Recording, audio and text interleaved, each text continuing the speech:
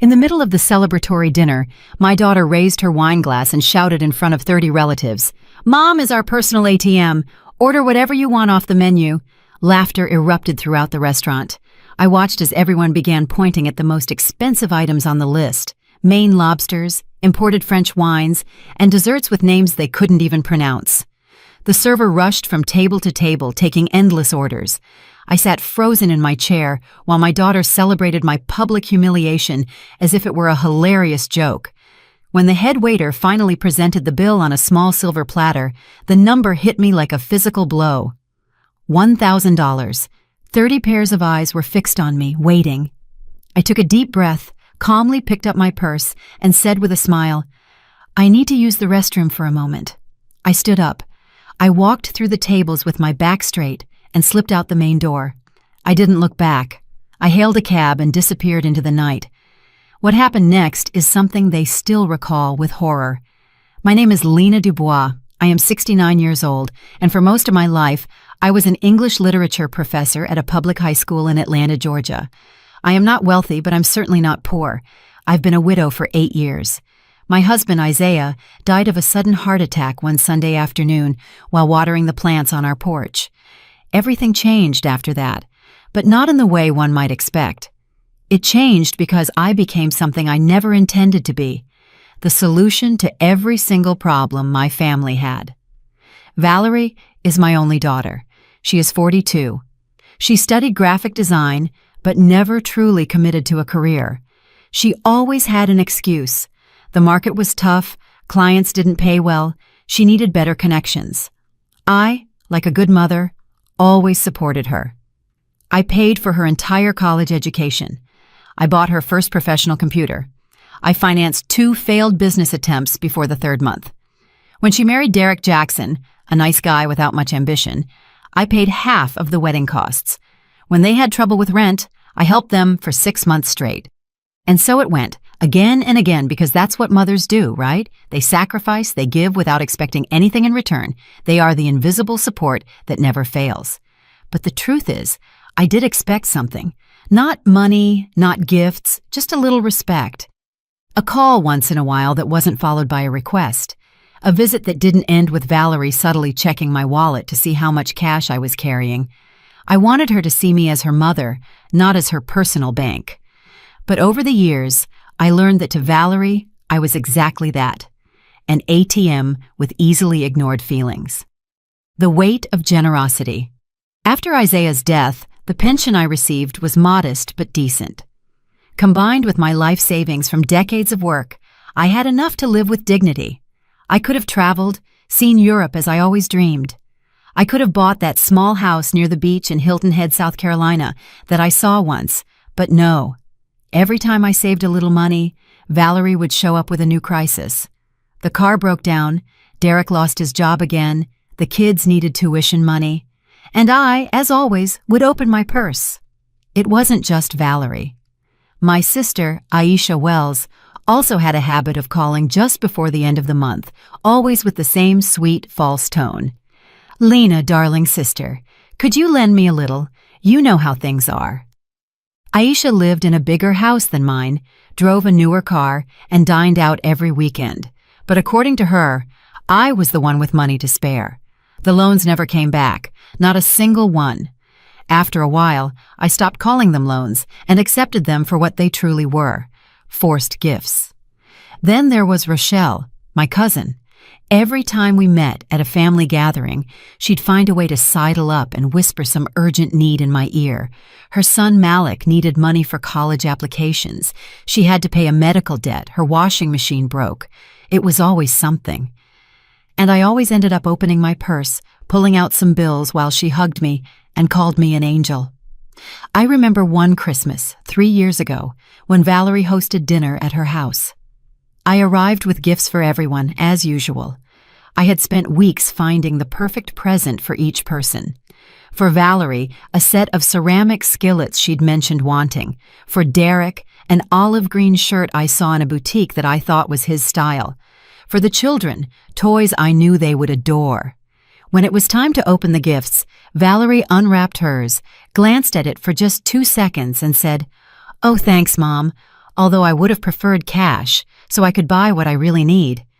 There was no hug, no kiss, just that sentence that sliced through me like a cold knife. That night, as I drove back to my house, I cried the entire way, not over the money spent on gifts, but because I finally understood that to my daughter, I was not a person. I was a source of resources, a means to an end. Worst of all, I had allowed things to get to this point. Year after year, sacrifice after sacrifice, I had built this monster with my own 2 hands. But that December night was not enough to make me react. Not yet. I kept giving, I kept paying, I kept being the silent, reliable family ATM until that cursed day arrived. The day of the restaurant, the day everything exploded, the day Valerie decided to publicly humiliate me. And I finally decided that enough was truly enough. The trap at the Monarch Room. It all started with a phone call on a Tuesday afternoon. I was in my living room reading Toni Morrison's Beloved, a book I'd read countless times, but that always brought me comfort. The phone rang, and I saw Valerie's name on the screen. I hesitated for a moment before answering. Lately, every call from her ended with a request for money, but she was my daughter, and mothers always answer. "Mom, I have wonderful news," she said in an unusually cheerful voice. "I want to organize a special family dinner to thank you for everything you've done for us over all these years. You deserve it." I was silent, processing her words. Valerie wanting to thank me without asking for anything in return. Something in my stomach twisted with suspicion, but I immediately felt guilty for doubting my own child.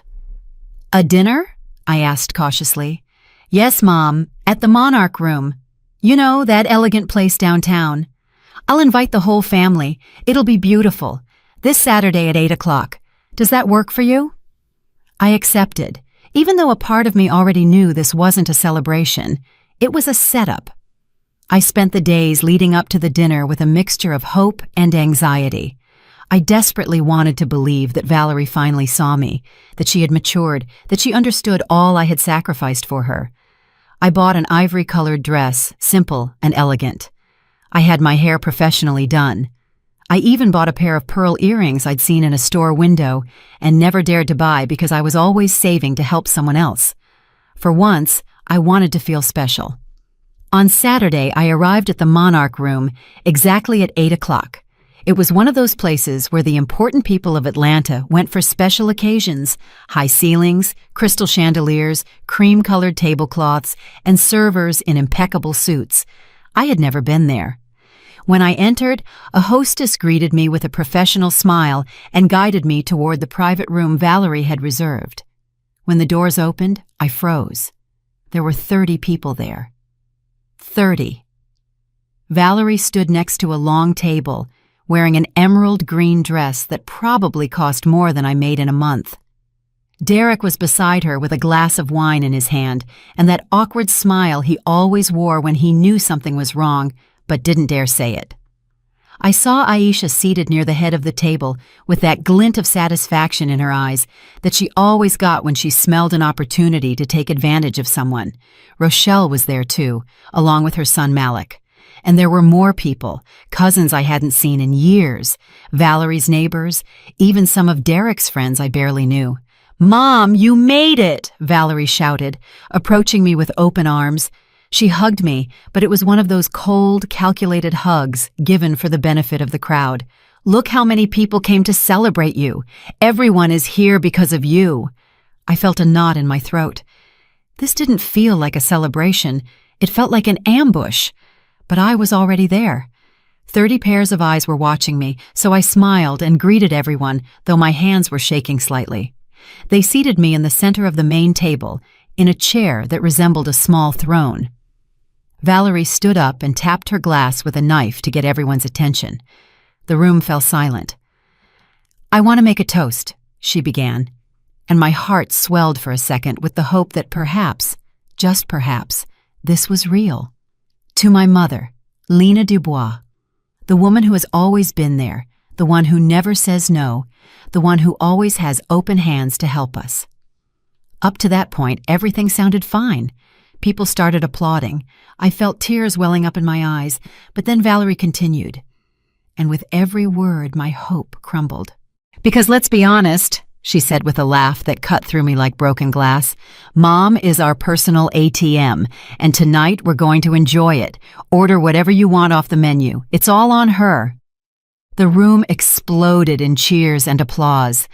I watched as everyone eagerly grabbed their menus. Aisha practically lunged for hers, pointing to the most expensive dishes with her finger. Rochelle imperiously called the waiter over and started ordering without even looking at me. Malik ordered a $300 bottle of high-end bourbon. People I didn't even know started ordering lobster, imported cuts of meat, French wine, appetizers, main courses, desserts. The chaos was total. I sat there, frozen, my hands resting in my lap. The ivory dress that had made me feel special now felt like a ridiculous costume. The pearl earrings weighed on me like stones. I wanted to get up. I wanted to scream. I wanted to ask Valerie how she dared to humiliate me this way, but I couldn't. 30 people were there. The restaurant was full. I felt that if I opened my mouth, the only thing that would come out was a ragged, tearing sob. Valerie sat down next to me, still chuckling. She put a hand on my shoulder and whispered in my ear, "Don't be mad, Mom. It's just a joke. Besides, you've always wanted the family to be together, right? Well, here we all are thanks to you." Her breath smelled of expensive wine. Her words were poison disguised as sweetness. The servers began bringing the plates, one after another after another. Mountains of food, bottles that were emptied and immediately replaced. People laughed, talked, and took photos. No one was truly looking at me. I was just the excuse for this feast, the source of money that made everyone else's fun possible. At one point, Aisha raised her glass toward me and yelled, "To Lena, the most generous!" Everyone toasted, and I smiled a smile that hurt worse than any physical blow. The escape. 2 hours passed. 2 eternal hours. Finally, the head waiter approached with the silver platter. Folded carefully upon it was the bill. He placed it in front of me with a professional bow. I unfolded the paper with trembling hands. My eyes scanned the endless list of dishes, drinks, suggested gratuities, and at the bottom, in large, clear numbers, $15,000. That was more than half of my annual savings. That was the trip to Europe I never took. That was the beach house I never bought. That was my dignity converted into figures. 30 pairs of eyes were fixed on me. Valerie watched with that confident smile of someone who always gets what they want. Aisha raised her eyebrows, waiting. Rochelle was already taking out her phone to snap a photo. And in that moment, I felt something I had never felt before. It wasn't sadness. It wasn't disappointment. It was clarity. A cold, sharp clarity, like a surgeon's scalpel. I finally saw the truth. And the truth was, if I didn't save myself right then and there, no one else would. So I took a deep breath, folded the bill neatly, set it on the table, picked up my purse, stood up with all the dignity I had left, and said in a soft but firm voice, "I'm going to the restroom for a moment." And I started walking. I walked between the tables with my back straight and my head held high. Every step distanced me from those 30 people who had used me for years. I could feel their eyes on me, but none of them suspected a thing. Why would they? I had always been compliant, always paid, always smiled, and accepted my role as the family ATM. They had no reason to think this time would be any different. I passed the waiter who had served us all night. He smiled at me with professional courtesy. I crossed the main dining room, where other families were eating peacefully, oblivious to the drama unfolding in the private room. I reached the hallway that led to the restrooms and kept going. My legs moved on their own, guided by a survival instinct I didn't know I possessed. I reached the reception desk. The hostess who had greeted me upon arrival was distracted by her computer. She didn't see me pass. I pushed open the glass door, and the cool night air hit my face. It was April, and the breeze still carried that pleasant coolness. I took a deep breath for the first time in hours. My lungs filled with clean air, air that wasn't contaminated by the cruel laughter of my family. I looked around. The street was lit by antique lamps. A few taxis were waiting on the corner, and in that moment, I made the most important decision of my life. I walked toward the first cab. The driver, an older gentleman with a gray mustache, looked at me kindly. "Where to, ma'am?" he asked. "The Greyhound bus terminal," I replied without hesitation. My voice sounded strange, as if it belonged to someone else, a braver person, a person who had finally woken up. During the ride, I pulled my cell phone from my purse. I had 3 messages from Valerie. The first said, "Mom, where are you? The waiter is asking for you." The second, "Mom, it's not funny, come back." The third, "Mom, answer the phone." I turned off the phone. The silence that followed was the most beautiful sound I had heard in years. We reached the terminal. I paid the driver with a $20 bill and told him to keep the change. I entered the building. The terminal was almost empty at that hour. Only a few lonely travelers waited on the plastic benches. I walked up to the ticket counter. A young woman in a green uniform attended to me with a tired smile. "Where are you traveling?" she asked. I thought for a moment. I needed to go somewhere where I could think, where I could breathe, where no one knew me. I remembered Diane, my childhood friend. We had met in elementary school more than 50 years ago. She had moved to Charlotte, North Carolina after getting married, but we always kept in touch, sporadic calls, Christmas cards. She was one of the few people in my life who had never asked me for anything, who called only to see how I was, who remembered my birthday without ulterior motives. "Charlotte," I told the woman at the counter. "The next bus leaves in 40 minutes, she replied. "Perfect," I said, and bought the ticket. $25, a ridiculously low price compared to the $15,000 my family expected me to pay that night. I sat on one of the benches to wait. The ivory dress I had bought with such excitement now felt like a shroud. I took off the pearl earrings and put them in my purse. I loosened my hair, which I had styled so carefully, and for the first time all night, I allowed myself to feel the rage, to feel the humiliation, to feel the pain of having been betrayed by the person I loved most in the world. But I also felt something else, something I hadn't expected. I felt relief, an immense relief, like taking off a shoe that has been hurting you for hours. I realized that I had been carrying an invisible weight for years, the weight of expectations, the weight of being everyone's savior, the weight of being unable to say no. And in that moment, sitting on a plastic bench in a bus terminal with a wrinkled dress and smudged makeup, I finally let that weight drop. I thought about Valerie, about how I had raised her after Isaiah's death, all the nights I stayed up working to pay for her college, all the sacrifices I made so she could have a better life than mine. And I wondered when everything had gone so wrong. When had my generosity become her entitlement? When did I stop being her mother and become her resource? The answer was painful, but clear. I had allowed it to happen. Every time I said yes when I wanted to say no. Every time I opened my purse when I should have closed it. Every time I swallowed my pride and accepted being treated as less than human. I had built that monster, and now I had finally made the decision to leave it behind. The silence of the phone. The loudspeaker announced the departure of the bus to Charlotte. I stood up, smoothed my dress, and walked toward the platform. The bus was old but clean.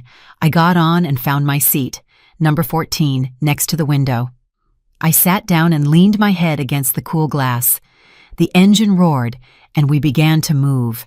Atlanta, with all its painful memories, began to fade behind me. I looked out the window. The city lights flickered in the darkness like fallen stars.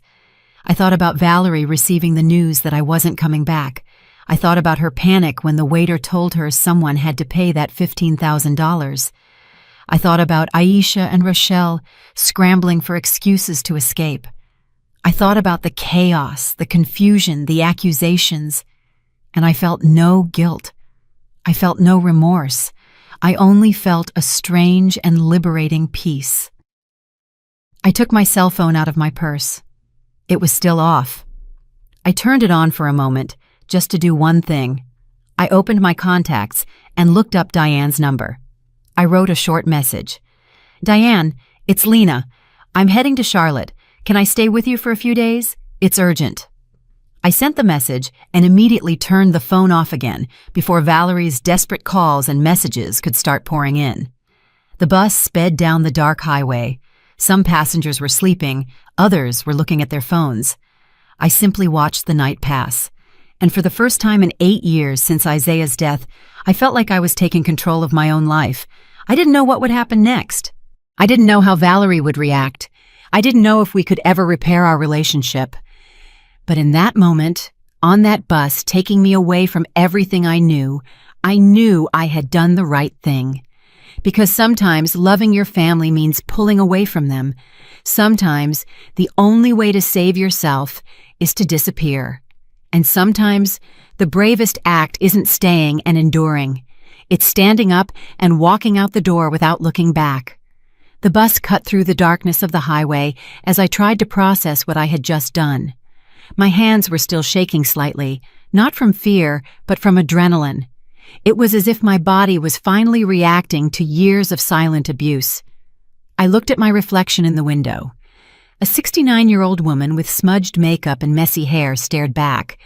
But there was something new in her eyes, something I hadn't seen in a long time. Determination. The trip to Charlotte would take approximately 3 hours. 3 hours to think, 3 hours to fully understand what I had left behind. I closed my eyes, and inevitably, my mind went back to the restaurant. I could picture the scene with painful clarity. Valerie probably waited 5 minutes before starting to worry, then 10, then 15. Eventually, she would have sent Derek to check the ladies' room for me. He would have knocked on the door, calling my name uncertainly. Nothing. Then they would have asked a waitress to check, and the waitress would have returned empty-handed and confused. I could see Valerie rising from her chair in that emerald green dress, a dress I likely helped pay for, walking through the entire restaurant looking for me, checking every corner, asking the servers. And finally, as the terrible truth began to sink into her brain, the panic would set in. Because the bill was still there, $15,000 that someone had to pay, and the ATM had vanished. I wondered how long it would have taken them to call the manager. I imagined the uncomfortable conversation. Valerie probably tried to use her charm, that sweet smile that always worked on me, but that held no power over strangers. The manager, a professional who had seen all sorts of situations in his restaurant, probably explained calmly but firmly that someone had to pay, that they couldn't just leave, and that if necessary, he would call the police. The police. That word must have dropped on Valerie like a bucket of ice water. 30 people watching her, 30 witnesses to her humiliation, the very humiliation she had inflicted on me. The irony was so perfect, it almost made me smile in the darkness of the bus. What would she have done then? She likely tried to call me once, twice, 10 times, but my phone was off. Dead to the world, dead to her. Then would come the desperation. She would call Aisha, begging her to pay at least a part of it.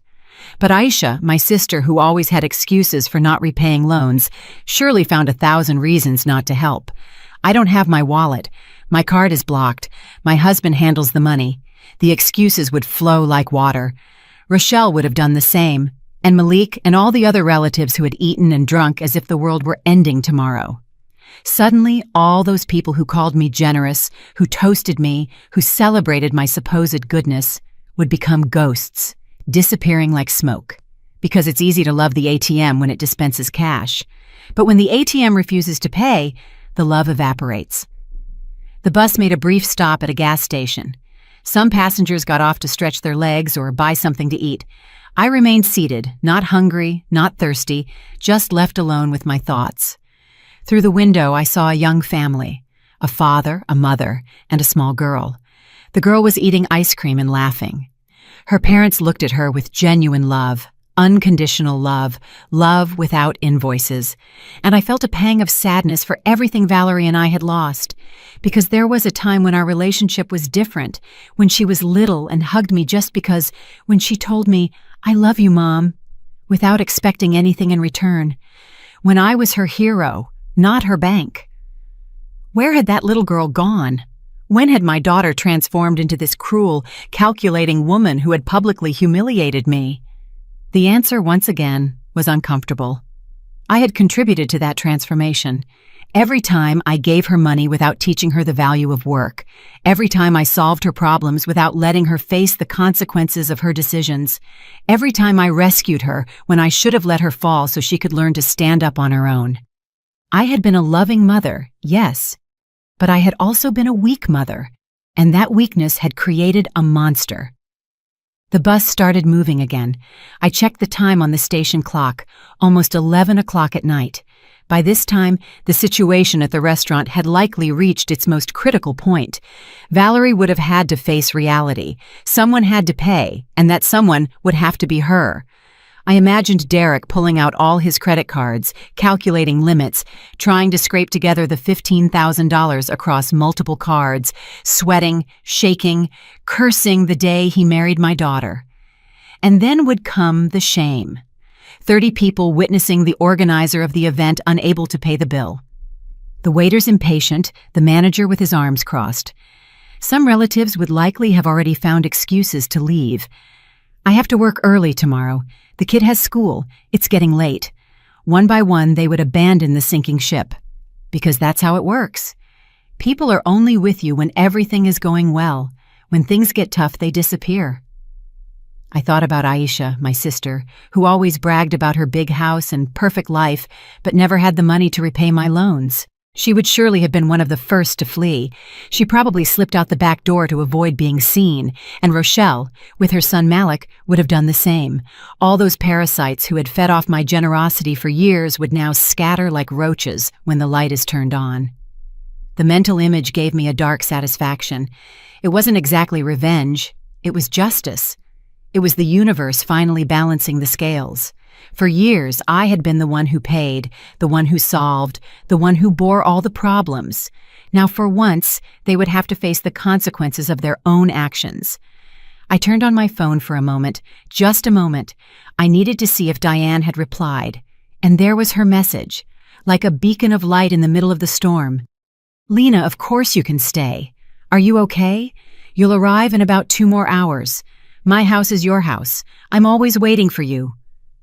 My eyes filled with tears, tears of relief, tears of gratitude, because in the midst of all that darkness, there was at least one person who offered me refuge without asking how much money I had in my purse. Before turning the phone off again, I saw the notifications. 53 missed calls from Valerie, 28 messages, 7 calls from Aisha, 4 from Rochelle, even 3 from unknown numbers that were likely other relatives desperately looking for me. I didn't open any messages. I didn't listen to any voicemails. I just turned off the phone and stored it deep in my purse. The bus continued on its way. Some passengers slept soundly. Others watched movies on their phones with headphones. I just watched the darkness pass, and with every mile that took me away from Atlanta, I felt like I was breathing a little better, as if I had been underwater for years and was finally surfacing. I thought about what would come next. I would have to face the consequences of what I had done. Valerie wouldn't give up easily. She would try to manipulate me. She would use guilt, emotional blackmail, all the tools she had perfected over the years. She would call crying, saying I had abandoned her, that I was a bad mother, that how could I do this to her after everything we had been through together? But I was ready, or at least I wanted to believe I was ready, because this time would be different. This time, I wouldn't yield. This time, my answer would be a clear, firm, definitive no. The no I should have said years ago. The no that would have saved me so much pain. The no that would finally give me back my dignity. A new beginning in Charlotte. The bus began to slow down. A sign on the highway indicated that we were approaching Charlotte. My heart started beating faster, not from fear, but from anticipation. I was about to begin a new chapter of my life. A chapter where I would not be anyone's ATM, where I would choose whom to help and whom not to help, where my value would be determined not by how much money I could give, but by who I was as a person. The city lights began to appear on the horizon. Charlotte, a city I barely knew, but which now represented my freedom, my escape, my rebirth. The bus pulled into the Charlotte terminal at 11:30 at night. The city was quieter than Atlanta, with a colonial air that could be felt even in the bus station. I got off with my purse on my shoulder, feeling the weight of the night upon me, but also a strange lightness in my chest. It was as if I had left behind not only my family, but years of invisible chains. Diane was waiting for me at the main entrance. I recognized her immediately despite the years. She still had that short silver hair and those warm brown eyes. When she saw me, she ran toward me and hugged me without asking questions. That hug was different from any I had received in years. There were no expectations behind it. There were no ulterior motives, just genuine love from someone who cared about me without expecting anything in return. "You don't have to explain anything right now," she whispered in my ear as she hugged me. "First, let's go home.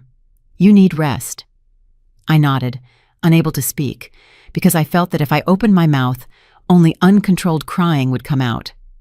We walked to her car, a modest but well-maintained gray sedan. During the drive to her house, Diane played soft music and didn't ask uncomfortable questions. She just held my hand in a silent gesture of support. Her house was small but cozy. Peach-colored walls, plants in every corner, family photos that showed a simple but happy life. She showed me the guest room, a room with a single bed, lavender curtains, and a window overlooking a small garden. "Stay as long as you need to," she said. "This is your home now." That night, I slept profoundly for the first time in months, perhaps in years. I didn't dream about Valerie or the restaurant or the $15,000 bill. I dreamed of the sea, with calm waves and white sand. I dreamed of peace. I woke up the next day with the sun streaming through the window. It was almost 10 o'clock in the morning. It had been years since I had slept that late. I always woke up early, conditioned by decades of work and the constant anxiety of having to solve everyone's problems. But that morning, in Diane's house, I simply rested. I got up, showered, and put on clean clothes that Diane had left on a chair. They were a little big on me, but comfortable. I went down to the kitchen, following the aroma of freshly brewed coffee. Diane was making breakfast: scrambled eggs, hash browns, and hot biscuits. Simple food, but made with love. "Did you sleep well?" she asked with a smile. "Better than in years," I replied honestly. We sat down to eat, and I finally told her everything. I told her about Valerie and how I had become her personal ATM. I told her about Aisha and Rochelle and all the parasites who had sucked the life out of me for years. I narrated in detail the humiliation at the restaurant, the $15,000 bill, and my silent escape. Diane listened without interrupting. When I finished, she just shook her head and said, "You did the right thing, Lena. Sometimes walking away is the only act of self-love we have left." Her words freed me from the last bit of guilt I was still carrying. After breakfast, I turned on my phone. It was time to face the storm I had left behind. The notifications exploded like fireworks. 122 missed calls, 87 messages. The voicemail was full. I took a deep breath and started reading. Valerie's first messages were confused. "Mom, where are you? Mom, this isn't funny. The waiter is waiting."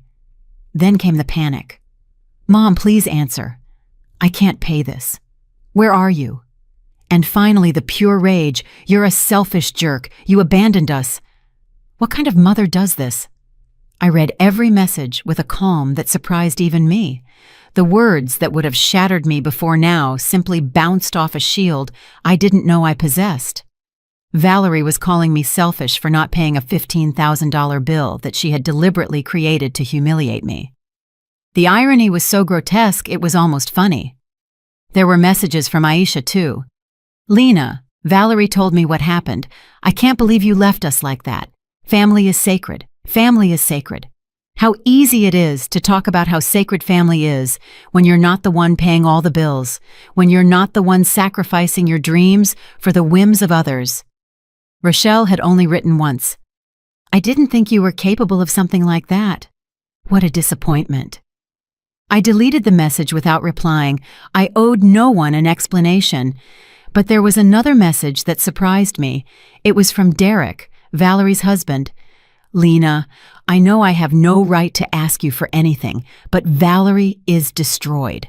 We had to pay the bill with 4 different credit cards. Now we have a $15,000 debt plus interest. I don't know how we're going to get out of this. She won't stop crying. She says you ruined her life. Please at least call her. I read that message 3 times, and each time I felt less compassion. Valerie said I had ruined her life. I, the mother who had sacrificed everything for her, the one who paid for her education, her failures, her whims, the one who never said no until there was nothing left of myself, and now I was the villain of the story. Diane sat next to me and read my expression. Are you going to respond? She asked. I thought for a long moment. Part of me wanted to write a long message explaining everything, defending myself, justifying myself, but then I realized I didn't need to. My actions spoke for themselves. Finally, I wrote a single message and sent it to Valerie. I spent my entire life being your ATM. I financed your studies, your failures, and your whims. I gave you everything I had, and the only thing I received in return was humiliation. That night at the restaurant, you called me an ATM in front of 30 people. You used me. You ridiculed me. You expected me to pay $15,000 as if my money had no value, as if I had no dignity. Well, the ATM is out of order. I will not give you a single red cent again. The debt you have is yours, not mine. The consequences of your actions are yours, not mine. Learn to live with them. Do not contact me again. I sent the message and blocked her number immediately. Then I blocked Aisha, Rochelle, and all the parasites who had drained my energy and money for years. One by one, I erased them from my life with a simple digital gesture, and with each block, I felt like I was breathing better. Diane hugged me. I'm proud of you, she said. And those words meant more than anything Valerie had ever said to me. Planting seeds of dignity. The following days were strange but liberating. Valerie tried calling me from other numbers. She asked friends and acquaintances to contact me. A message even appeared from an unknown number claiming to be a lawyer, threatening to sue me for abandonment. I laughed. There was no law that required me to pay the voluntary debts of my adult daughter. Meanwhile, my life in Charlotte began to take shape. Diane introduced me to her friends at the book club. Women my age, some widows like me, others divorced, all with stories of liberation and rebirth. We met twice a week to discuss books, drink coffee, and share our lives without judgment. One afternoon, Diane took me to a painting workshop. I had never painted in my life. I had always wanted to, but never had the time, or rather, I never gave myself permission to take that time. That day, I painted a sunset over the sea. The colors were chaotic and uneven, but it was mine. It was my creation, and no one could take it away from me. I also started walking in the mornings in the park near Diane's house. There was a small botanical garden with all kinds of plants. I spent hours there, reading the plaques with the scientific names, learning about flowers I had never seen. It was like rediscovering the world from scratch. One morning, while watering the plants in Diane's garden, I received a message from a number I hadn't blocked. It was from a distant cousin named Avery, someone I barely knew. Lena, I just wanted to tell you that everyone in the family is talking about what happened. Some say you did wrong, but I think you did the right thing. Valerie was always a user. It was time for someone to set boundaries. I hope you are well. Take care. That message made me cry, not from sadness, but from validation, because it meant that at least one person in that family circus understood. At least one person saw the truth behind the facade. I replied with a simple, "Thank you, Avery. I am better than ever." And it was true. For the first time in decades, I was living for myself, without guilt, without artificial obligations, without the burden of being everyone's savior. I was free. 3 weeks passed since that night at the restaurant, 3 weeks in which I slowly began to rebuild myself. Diane offered for me to stay as long as I needed, and I gratefully accepted. Every morning, I woke up in that room with lavender curtains and felt like I was living a life I didn't know I could have. A life where my decisions were mine, where my money was mine, where my peace was mine.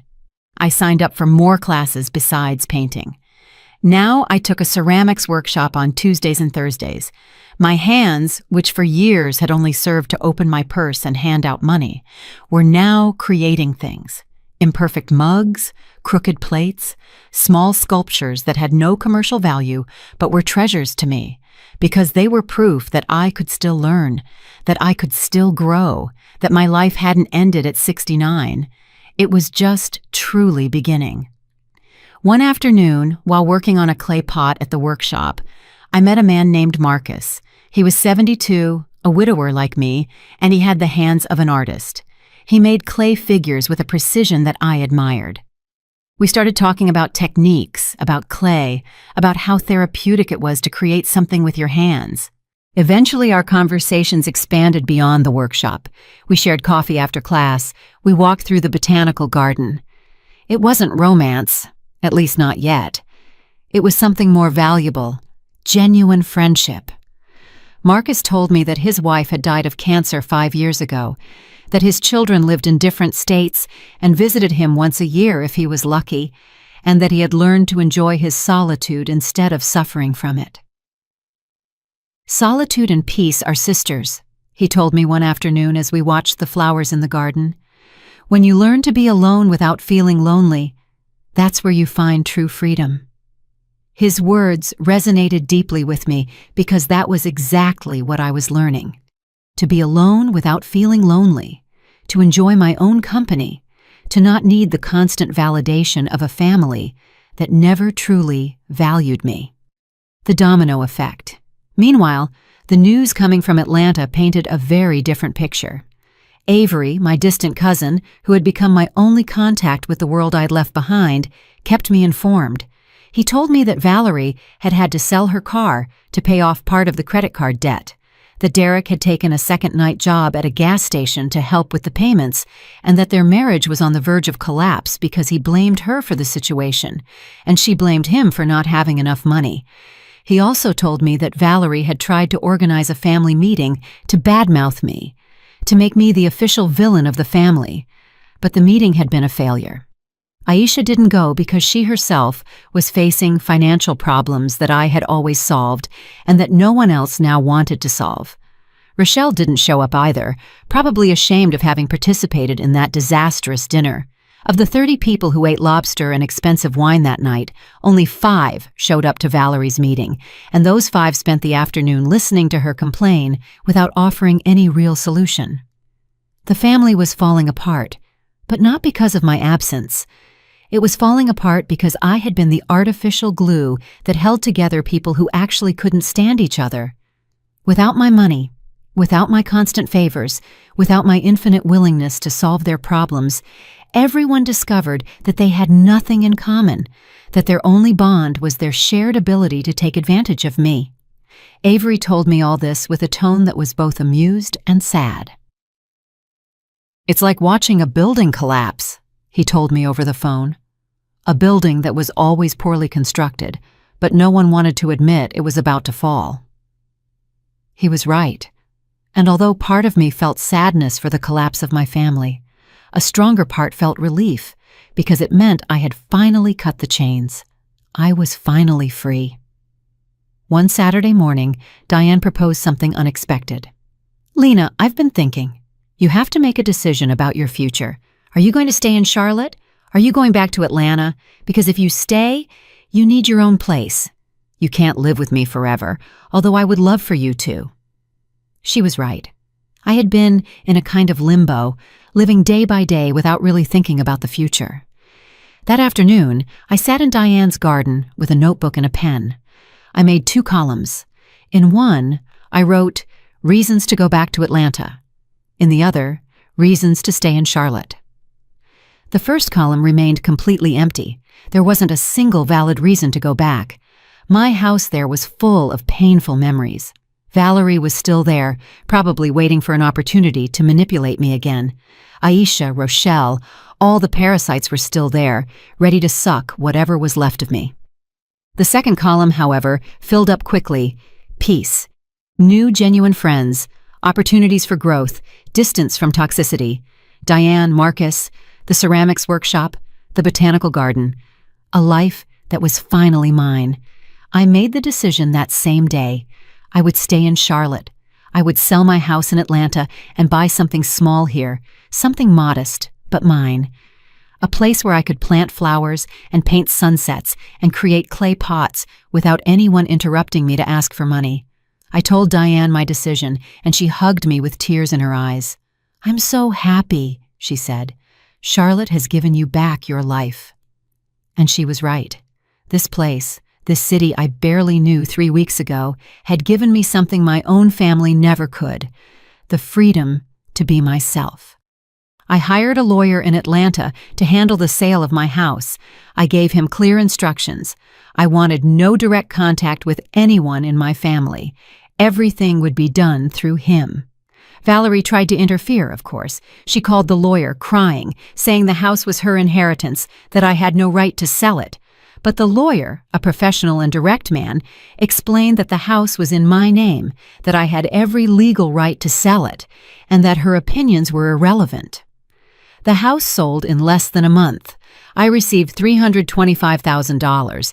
It wasn't a fortune, but it was more than enough to buy something modest in Charlotte and live comfortably with my pension. Valerie sent me a message from a new number I hadn't blocked yet. "You could at least give me a part of that money. I'm your daughter. I need it to pay the debts you caused." I let out a bitter laugh. The debts I caused. How convenient it was to rewrite history.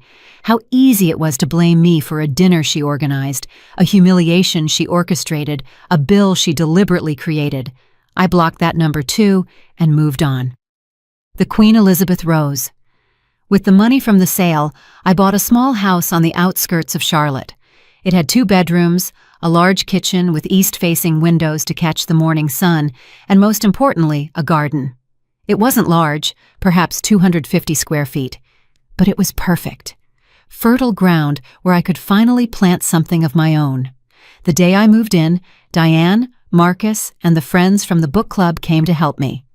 Together, we carried my few belongings, cleaned the house, and hung light yellow curtains that I had chosen myself. When we finished, we sat in the garden drinking homemade lemonade. The sun was setting slowly, painting the sky in shades of orange and pink. And in that moment, surrounded by people who appreciated me for who I was and not for what I could give them, I felt something I hadn't felt in decades: pure happiness. "To Lena," Diane said, raising her glass. "To her courage, to her new life." Everyone toasted. And I, with tears streaming down my cheeks, toasted myself. To the woman who had finally found the courage to save herself. That night, alone in my new house, I stood in the garden under the stars. The earth smelled of possibility, of new beginnings. I thought about planting roses, tomatoes, and herbs. I thought about filling that empty space with life. And I realized that was exactly what I was doing with my own existence. Filling the void that years of abuse and exploitation had left, planting seeds of peace, dignity, and self-love. The ATM had been destroyed. In its place, a free woman had finally been born. The months passed like pages in a book that finally had a happy ending. Summer came to Charlotte with its warm afternoons and cool nights. My garden began to transform under my hands. I planted coral-colored roses in one corner, herbs near the kitchen, and in the center, a small lemon tree that Marcus helped me plant. Every morning, I went out with my coffee to observe the progress. Every new leaf, every bud, every opening flower was a silent victory over my past. My life had found a quiet but satisfying rhythm. Mondays and Wednesdays, I went to the painting workshop. Tuesdays and Thursdays, to ceramics. Fridays, the book club met at Diane's house or mine, alternating. On weekends, I explored Charlotte with Marcus. We visited small museums, walked through the historic downtown, and sat in old coffee shops talking about books, art, and life. Slowly, without any pressure, our friendship began to transform into something deeper. It wasn't the passionate love of youth, it was something better. Chosen companionship, mutual respect, a tenderness that didn't need words to exist. The unexpected apology. As my life flourished, the news coming from Atlanta painted a very different picture. Avery kept me informed, although I had asked him to only tell me the essentials. I didn't want to obsess over the life I had left behind, but some stories were impossible to ignore. Valerie had lost her job. The design firm where she worked part-time had officially fired her due to staff cuts, but Avery told me the truth. The restaurant scandal had reached her boss's ears. Someone had shared the story on social media, and it had gone locally viral. The woman who humiliated her mother and left her with a $15,000 bill was the headline circulating. Valerie tried to deny the story, but there were too many witnesses. 30 people had been there that night, and in the age of social media, secrets don't exist. Her marriage to Derek finally fell apart. He grew tired of working 2 jobs to pay a debt she had created. He got tired of her tantrums, her projected guilt, and her inability to take responsibility. One night, he simply packed his things and left. Valerie was left alone in an apartment she could no longer afford, with debts that grew every month and without her personal ATM to rescue her. She tried to get loans from other relatives. She called Aisha, who hung up on her. She called Rochelle, who told her she had financial problems too. She called aunts, cousins, acquaintances. No one wanted to help her. Because everyone had heard the story, everyone knew what she had done, and no one wanted to be the next ATM. Aisha, my sister, wasn't doing well either. Without my constant loans, she had to face the reality that she lived beyond her means. She had to sell her newer car. She had to move to a smaller house. Her husband, who had enjoyed the money I indirectly gave them for years, now blamed her for ruining the relationship with me. The fights were constant. The perfect marriage she always boasted about turned out to be as false as everything else. Rochelle had disappeared from the family radar. After the restaurant scandal, she distanced herself from everyone, probably ashamed of having participated in that public humiliation, or perhaps simply because there were no more resources to extract. Parasites always disappear when the host stops feeding them. Hearing these stories produced conflicting feelings. On one hand, there was a part of me that felt a dark satisfaction seeing that everyone was finally facing the consequences of their actions, that the universe was collecting the bill they had charged to my account for years. But on the other hand, there was deep sadness, because these people were my family, because Valerie, despite everything, was still my daughter. And a part of me, the maternal part that never fully dies, wondered if I had been too harsh, if I should have sought a different way to set boundaries. One night, while having dinner with Diane and Marcus at my house, I shared these doubts. "Sometimes I wonder if I did the right thing," I said as I served the pasta I had cooked. "Valerie is destroyed. Her life is a mess, and I'm her mother. Shouldn't I be there to help her?" Diane looked at me with that wisdom that only years can give. "Lena, there's a difference between helping and enabling. For decades, you helped her. You paid for everything, solved everything, forgave everything. And what did she learn? Nothing. She only learned that she could use you without consequences. What she is experiencing now is not punishment. It's education. Life is teaching her the lessons you could never teach because you always protected her from her own decisions." Marcus nodded. "Children need to fall to learn how to get up. You never let her fall.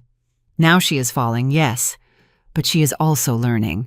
And maybe, just maybe, this fall will turn her into a better person. Or maybe not, but that is no longer your responsibility." Their words gave me peace, because they were right. I was not responsible for fixing Valerie's life. Not anymore. She was a 42-year-old adult woman. It was time for her to learn to walk alone, even if that meant stumbling 1,000 times before finding her balance. Forgiveness, not amnesia. September arrived with gentle rains that made my garden bloom with renewed intensity. The coral roses were brighter than ever. The lemon tree had given its first small fruits, and I felt more alive than in decades. I had also started writing. Nothing serious, just a journal where I recorded my thoughts, my days, my discoveries about myself. Diane had suggested that I write my entire story, that perhaps it could help other women trapped in similar situations. I was considering it. One October afternoon, 6 months after that night at the restaurant, I received a call from an unknown number. I normally didn't answer numbers I didn't recognize, but something made me respond. It was Valerie's voice, but not the arrogant, manipulative Valerie I knew. It was a broken, humble, almost unrecognizable voice. "Mom," she said, and that single word contained oceans of pain. "I know I have no right to call you. I know I don't deserve a minute of your time, but I need to tell you something. I need to apologize." I remained silent, waiting. "I've lost everything, Mom. My job, my marriage, my house, my dignity, and in the middle of all this darkness, I finally understood something. I understood what I did to you for years. I used you. I treated you like an object. I stole your peace, your money, your life. And I thought it was my right, that because I was your daughter, you owed me everything. But it wasn't like that. You didn't owe me anything, and I owed you everything. And I never thanked you. I never valued you. I never truly saw you." I heard her crying on the other end of the line, crying that sounded genuine, crying that came from a deep place of real remorse. "I'm not calling to ask you for money," she continued. "I'm not calling to ask you to rescue me. I'm calling to tell you I'm sorry, that I understand why you left, that I understand I destroyed our relationship with my own hands, and that if you never want to speak to me again, I'll understand. I deserve it." There was a long silence. My heart beat loudly in my chest. Part of me wanted to hang up. Part of me wanted to scream all the pain I had accumulated over the years. But another part, a wiser part, recognized something important in her voice. I recognized the sound of someone who had finally hit rock bottom, someone who was finally ready to change. "Valerie," I said finally, in a calm but firm voice, "I accept your apology, and I forgive you.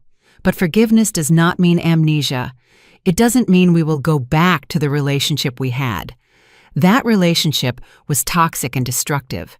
You used me, and I allowed you to use me. We both failed.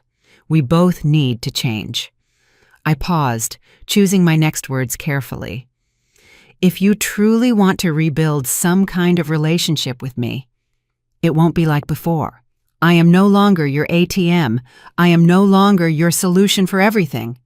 I am your mother, yes, but I am also a person with boundaries, with dignity, with the right to my own peace." "I understand," she whispered. "Is there any way we can start over, even slowly?" I thought about her question. I thought about everything I had experienced these 6 months, my garden, my house, my peace, and I realized I was strong enough to give her a chance, but on my terms. "We can try," I told her. After that call, I established clear rules. Valerie could visit me, but only when I was ready. There would be no money involved in our relationship, no loans, no gifts, no financial rescues. If she wanted to rebuild a connection with me, it would have to be based on mutual respect, not economic transactions. I gave her the address of my new house in Charlotte and told her she could come to visit in 2 weeks. I needed that time to prepare emotionally, to strengthen my boundaries, to make sure I wouldn't fall back into old patterns. During those 2 weeks, I spoke a lot with Diane and Marcus about the situation. Diane was cautious. "Be careful, Lena. Manipulators know exactly what to say when they want something. Make sure her repentance is real, not just another strategy." Marcus was more optimistic. "People can change when they hit rock bottom. Give her a chance, but don't lower your guard. Keep your boundaries like steel walls." I prepared my house for Valerie's visit, not as I would have before, trying to impress or please her. I simply cleaned, bought some groceries to prepare a simple lunch, and made sure I had tea and coffee. I didn't want the visit to be tense, but I also didn't want to pretend everything was fine. This would be a real, honest conversation, perhaps uncomfortable, but necessary. Valerie arrived on a Saturday morning by bus. She didn't have a car, she had had to sell it. When I opened the door, I almost didn't recognize her. She had lost weight. Her clothes, though clean, were simple and old, none of the luxury she used to show off. Her hair was longer, without the expensive dye she always used, but the most impactful thing was her gaze. She no longer carried that arrogance. Her eyes showed something different. Humility, shame, genuine pain. "Hello, Mom," she said, her voice trembling. She didn't rush to hug me. She stood there, waiting for my permission. That simple gesture told me more than 1,000 words. I took a step forward and hugged her. It wasn't the warm hug from before. It was cautious, protected, but it was a start. I invited her in. Valerie looked at my house with silent astonishment. It was small, modest, nothing compared to what she probably expected, but it was full of light, plants, and soft colors. There were paintings I had done myself on the walls, ceramic pots I had made in the workshop, and books piled up in a small library. It was a real home, not a soulless warehouse of expensive things. "It's beautiful, Mom," Valerie said, and her voice sounded sincere. "It feels peaceful." We sat in the living room. I prepared tea for both of us, and then we started talking, really talking. For the first time in decades, Valerie told me everything. How, after that night at the restaurant, her life had crumbled piece by piece. How Derek had left her, blaming her for ruining their finances and reputation. How she lost her job when the story went viral. How she tried to ask the family for help and everyone turned their back on her. How she was left alone in an apartment she couldn't afford, eating rice and beans because that was all her budget allowed. "I hit rock bottom, Mom," she said, tears streaming down her cheeks. "I was so angry at you at first. I blamed you for everything. I said you had abandoned me, that you had ruined my life. But one night, sitting in that empty apartment without electricity because I hadn't paid the bill, I finally saw it. I saw what had really happened. I ruined my own life. I used you for years. I publicly humiliated you. I created that debt monster, and you simply refused to continue being my victim." I listened without interrupting. Her pain was real. Her repentance seemed genuine, but I had learned to protect my peace. So when she finished speaking, I took a deep breath and told her my truth.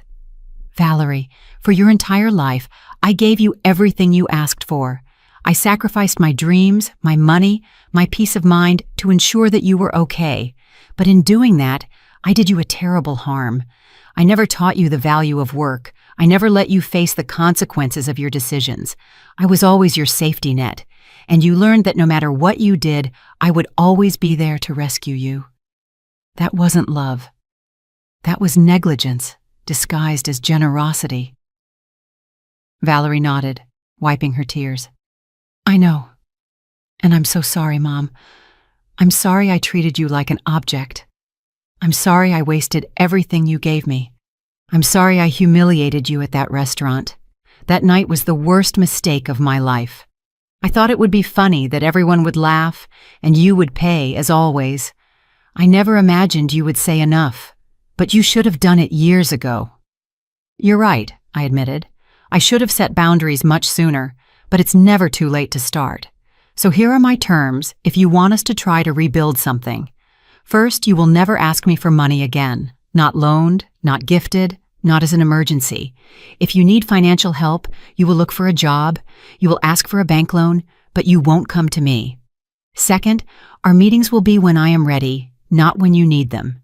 You will respect my space and my time. Third, if you ever disrespect me again, this door will close permanently. There will be no third chance."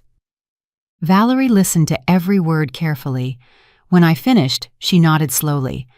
"I accept all your terms, Mom. I don't even deserve this opportunity, but I promise I'm going to change. I've already started. I got a job at a coffee shop.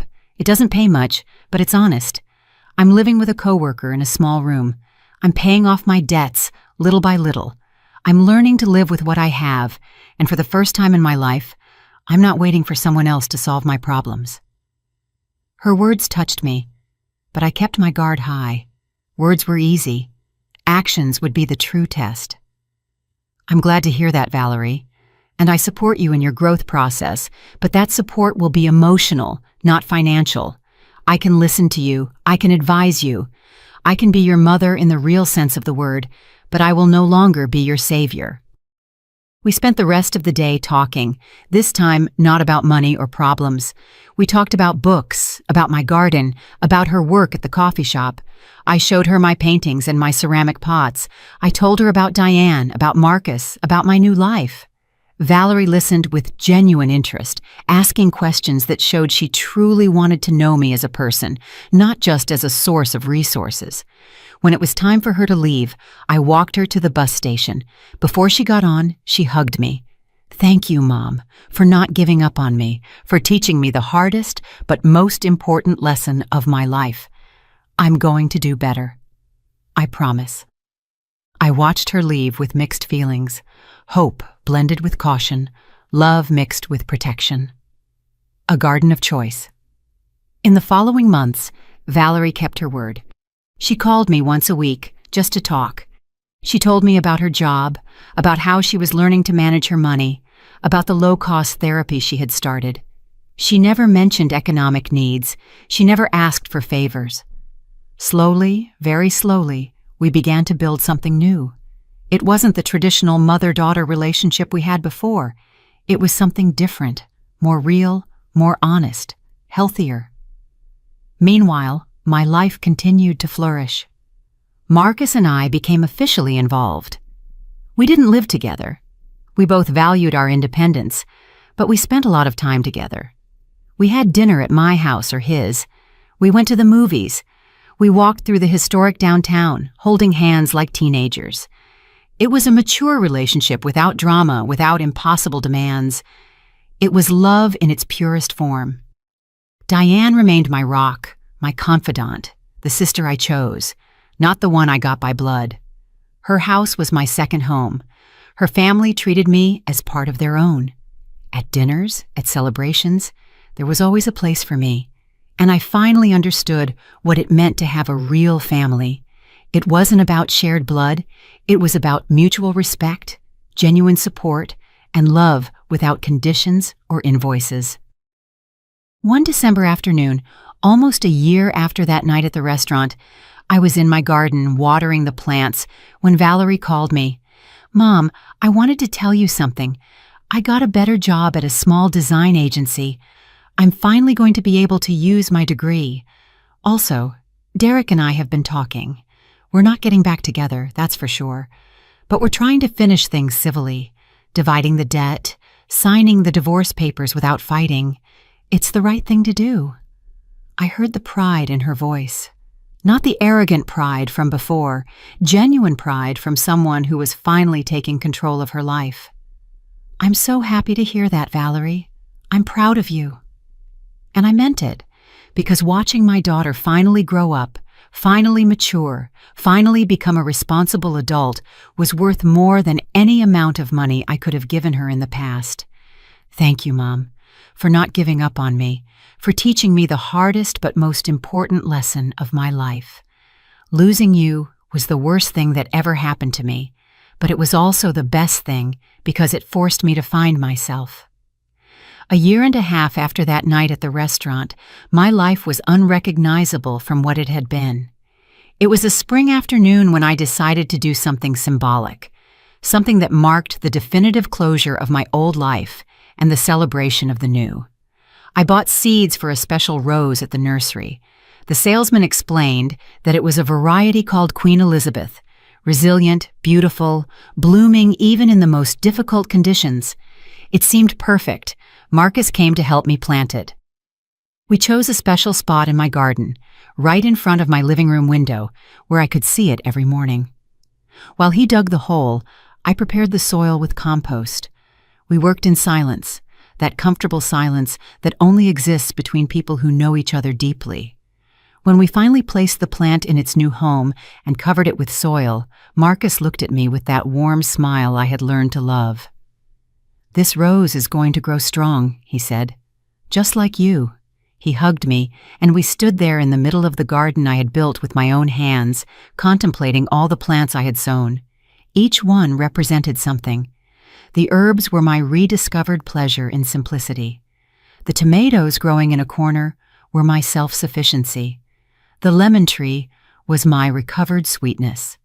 And now, this rose, the Queen Elizabeth, would be my symbol of total rebirth. Valerie came to visit that weekend. She came every 2 months now, always respectful, always grateful. Her transformation had been real and sustained. She had paid off almost all her debt. She worked full-time at the design agency and was building a portfolio she was proud of. She lived in a small, clean apartment, decorated with things she had bought herself through her own effort. When she arrived and saw the newly planted rose, she smiled. "It's beautiful, Mom, like everything you've created here." We walked through the garden, and I showed her each plant, telling her the stories behind them. Valerie listened with genuine interest. She was no longer the arrogant woman who had humiliated me at that restaurant. She was someone completely different. Someone who had been broken by her own actions and who had chosen to rebuild herself better. During the lunch we prepared together, Valerie asked me a question she had been avoiding for months. "Mom, will you ever be able to forgive me completely?" I took a moment to think about my answer, because it was an important question that deserved an honest response. "I have already forgiven you, Valerie," I told her finally. "But forgiveness does not mean amnesia. I will always remember what happened. That memory is not resentment. It is wisdom. It reminds me to maintain my boundaries. It reminds me of my worth." Valerie nodded with tears in her eyes, but also with understanding on her face. After lunch, I told her something I had been considering. "I'm going to write a book," I said, "about my experience. I think there are many women like me, trapped in toxic family relationships, who need to hear that it's okay to say enough."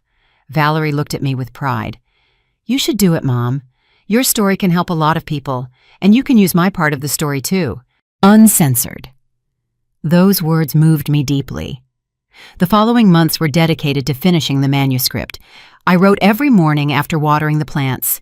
Diane and Marcus read every chapter and gave me feedback. I found a small publishing house that was interested in my story. The book resonated with more people than I imagined. Letters began pouring in from women telling me similar stories. All of them found something of themselves in my narrative. One of those letters touched me especially. It was from a 50-year-old woman who had read the book and had finally found the courage to leave her abusive husband. "Your story saved my life," she wrote. I cried reading that letter, because if my pain had served to save even one person, then everything had been worth it. 2 years after that night at the restaurant, I organized a small gathering in my garden. Diane was there with her husband. Marcus, of course, the friends from the book club. Valerie came with her new boyfriend, a calm man who treated her with genuine respect. Even Avery, my cousin, drove 4 hours to be present. It wasn't a celebration of anything specific. It was just a gathering of the people who truly mattered. We cooked food together, we laughed, we shared stories. And when the sun began to set, we all gathered around the Queen Elizabeth rose, which was now blooming magnificently. "I want to make a toast," I said, raising my glass. "To second chances, to the courage to say enough, to the gardens we build after they burn us down to the roots, and to the families we choose, not just the ones we get by blood." Everyone toasted. Valerie looked at me with tears in her eyes and silently mouthed, "Thank you." That night, when everyone had left and I was alone in my garden under the stars, I gently touched the petals of the Queen Elizabeth rose. 2 years had passed since I disappeared from that restaurant. 2 years since I stopped being my family's ATM. And in those 2 years, I had found something I didn't know I could have: true peace. I no longer woke up with anxiety, thinking about what new crisis I would have to solve. I no longer measured my worth by how much money I could give. I had learned that my value lay in who I was, not in what I could provide. I looked at my garden. Every plant I had sown was growing strong. The lemon tree had fruit, the herbs filled the air with their fragrance, and the Queen Elizabeth rose shone under the moonlight like a crown of victory. This garden was the perfect metaphor for my life. I had taken soil that had been exploited for years and nurtured it until finally something beautiful could grow. I went into my house and poured myself a final cup of tea. I sat in my favorite chair by the window. Outside, the wind gently moved the leaves of my plants. Inside, I was at peace, complete, whole, free. I was no longer anyone's ATM. Now, I was simply Lena Dubois, a 71-year-old woman who had learned that saving yourself was not selfishness, it was survival. That saying no was not cruelty, it was self-love. That disappearing was sometimes the only way to finally appear. And as the night enveloped my little house in Charlotte, as my plants slept in the garden awaiting the morning sun, I closed my eyes with a smile, because finally, after a lifetime of giving until I was empty, I had learned the most important lesson. You cannot fill the cups of others if your own cup is broken. Now, my peace is my own, and that is the only thing that truly matters. Did you like my story, and which city are you listening from? Let's meet in the comments. If you liked the story, you can support me by sending a super thanks so I can keep bringing more stories like this. Thank you so much for your sweet support. I'm looking forward to your comments on the story. On the screen, you can see 2 new life stories that I highly recommend. There's so much more on my channel. Don't forget to subscribe. See you in the next life story with love and respect.